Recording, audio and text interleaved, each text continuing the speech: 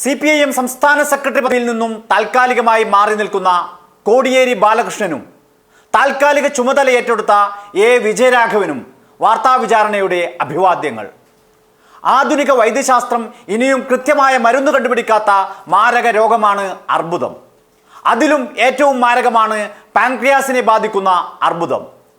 ആ രോഗം കാർന്നു തിന്നുമ്പോഴും പ്രസ്ഥാനം തന്നിലർപ്പിച്ച വിശ്വാസം മുറുകെ പിടിച്ച് പ്രവർത്തിച്ച ധീരനായ കമ്മ്യൂണിസ്റ്റാണ് കോടിയേരി. പാർട്ടി നേതൃത്വത്തിന്റെ ശക്തമായ സമ്മർദ്ദത്തിന് വഴങ്ങിയാണ് അദ്ദേഹം ചികിത്സാർത്ഥം വിദേശത്തേക്ക് പോയത്.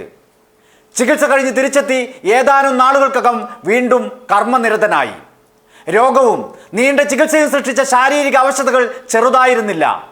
അപ്പോഴും തികഞ്ഞ പ്രസന്നവദനായാണ് സഖാവ് പൊതുപ്രവർത്തന രംഗത്ത് സജീവമായത്. ആ ഘട്ടത്തിൽ തന്നെ അവധിയെടുക്കാൻ സന്നദ്ധത അറിയിച്ചിരുന്നുവെങ്കിലും അദ്ദേഹത്തിന്റെ നേതൃത്വം CPIM ആഗ്രഹിച്ചു. അതനുസരിച്ചാണ് പദവിയിൽ തുടർന്നത്. ഇപ്പോൾ സഖാവിന് വീണ്ടും തുടർച്ചയായി കീമോതെറാപ്പി ആവശ്യമായി വന്നിരിക്കുന്നു. ആഴ്ചയിൽ 1 വീതം.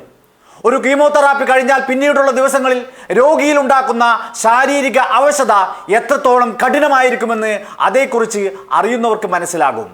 അങ്ങനെ ഒരു സാഹചര്യത്തിനിടയിലാണ് തദ്ദേശ തെരഞ്ഞെടുപ്പ് വരുന്നത്. മുഴുവൻ സമയവും പ്രവർത്തിക്കാൻ കഴിയാത്ത സാഹചര്യം. ഈ ഘട്ടത്തിൽ കീമോ കഴിയുന്നതുവരെ പാർട്ടിയോട് അവധി ചോദിക്കുന്നു. താൽക്കാലിക അവധി അനുവദിക്കുന്നു. വിജയരാഘവന് താൽക്കാലിക ചുമതല നൽകുന്നു. ഈ സംഭവത്തെ എത്ര നീചമായാണ് മാധ്യമങ്ങളും നിഷ്പക്ഷ രാഷ്ട്രീയ നിരീക്ഷക വേഷം കെട്ടി ആടുന്ന കമ്മ്യൂണിസ്റ്റ് വിരുദ്ധരും വലതുപക്ഷവും വ്യാഖ്യാനിക്കുന്നത്. ചികിത്സയ്ക്ക് വിദേശത്ത് പോയതിന്റെ പേരിൽ പോലും കോടിയേരിയെയും CPIMനെയും ഇക്കൂട്ടർ കല്ലെറിഞ്ഞു. ചികിത്സക്ക് പോയപ്പോൾ തൊട്ട് തിരിച്ചു വന്നതുവരെ അതിനുശേഷവും കോടിയേരിയെ സെക്രട്ടറി സ്ഥാനത്തുനിന്ന് മാറ്റുമെന്ന് ഇക്കൂട്ടർ പ്രചരിപ്പിച്ചു.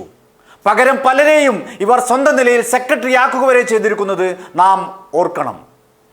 രോഗബാധിതനായ കോടിയേരിയെ വ്യക്തിപരമായി ആക്രമിക്കാൻ ഒന്നും കിട്ടാതായപ്പോഴാണ് കുടുംബത്തെ വേട്ടയാടാൻ തുടങ്ങിയത്. കാരണം അദ്ദേഹം CPIM സംസ്ഥാന സെക്രട്ടറി ആയിരുന്നു. അതിലും അദ്ദേഹം തളർന്നില്ല. പ്രായപൂർത്തിയായ മക്കൾ തെറ്റ് ചെയ്തിട്ടുണ്ടെങ്കിൽ അതിന് അവർ ശിക്ഷ അനുഭവിക്കുക. പാർട്ടി എന്ന നിലയിലോ പാർട്ടി സെക്രട്ടറി എന്ന നിലയിലോ വ്യക്തി എന്ന നിലയിലോ ഒരു സഹായവും ഉണ്ടാകില്ലെന്ന് കോടിയേരി ആവർത്തിച്ചു. എന്നിട്ടും വേട്ടയാടൽ തുടർന്നു. മാധ്യമപ്പടയുടെ കല്ലേറിനിടയിൽ ഒരു തവണ അദ്ദേഹം വികാരഭരിതനായി പറഞ്ഞു, മകൻ തെറ്റ് ചെയ്തിട്ടുണ്ടെങ്കിൽ അവനെ തൂക്കിക്കൊന്നോളൂ എന്ന്.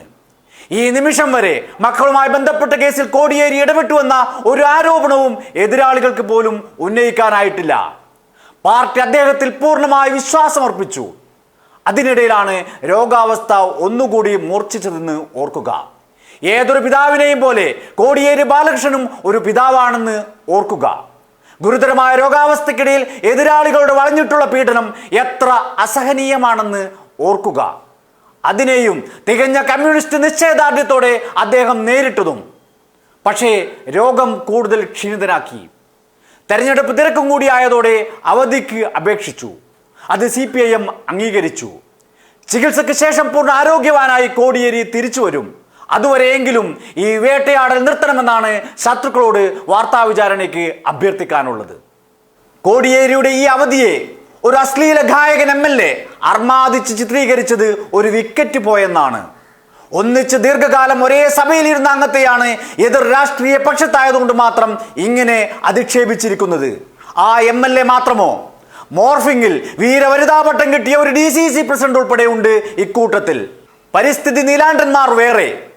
അതിനവരെ കുറ്റം പറഞ്ഞിട്ട് കാര്യമില്ല. അത് അവരുടെ സംസ്കാരമാണ്.